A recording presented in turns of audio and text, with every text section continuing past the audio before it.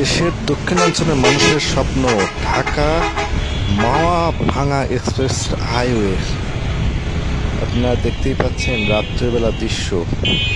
আপনারা জানেন 2020 সালে ভিডিও কনফারেন্সের মাধ্যমে দেশের প্রথম এক্সপ্রেস হাইওয়ে উদ্বোধন করেন বাংলাদেশের প্রধানমন্ত্রী শেখ হাসিনা।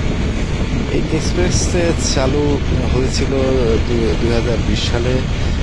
এই অঞ্চলের 21টি জেলার মানুষের অর্থনৈতিক সামাজিক উন্নয়ন হয় এই অবকাঠামোর কারণে। স্বপ্নের 6 লেনের এই এক্সপ্রেসটে অপেক্ষামান শেষে 2020 সালে এটি চালু করা হয়।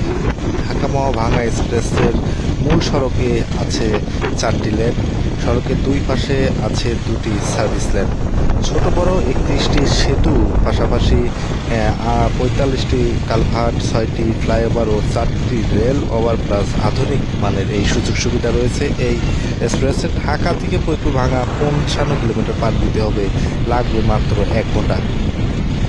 এই এক্সপ্রেসে উদ্বোধনের মধ্য দিয়ে কিন্তু এই অঞ্চলে একটি আর্থসামাজিক উন্নয়ন ঘটে। আপনারা জানেন যে মাদারীপুর সহ বরিশাল, খুলনা, মাগুরা এই এক্সপ্রেসের কারণে কিন্তু ঢাকার সঙ্গে যাতায়াত তাদের খুবই স্বল্প সময়ে হয়। 6 লেনের এই এক্সপ্রেস হাইওয়ে ব্যবহার করছে সবাই। এই প্রকল্পে মোট 11,003 কোটি টাকা প্রায় খরচ হয়। সড়ক জনপথ অধিদপ্তরের তত্ত্বাবধানে এই হাইওয়ে নির্মাণ করে বাংলাদেশ সেনাবাহিনীর একটি বিভাগ।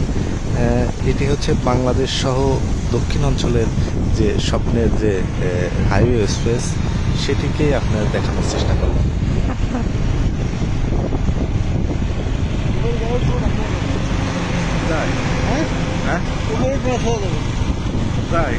ঘুরে আসে।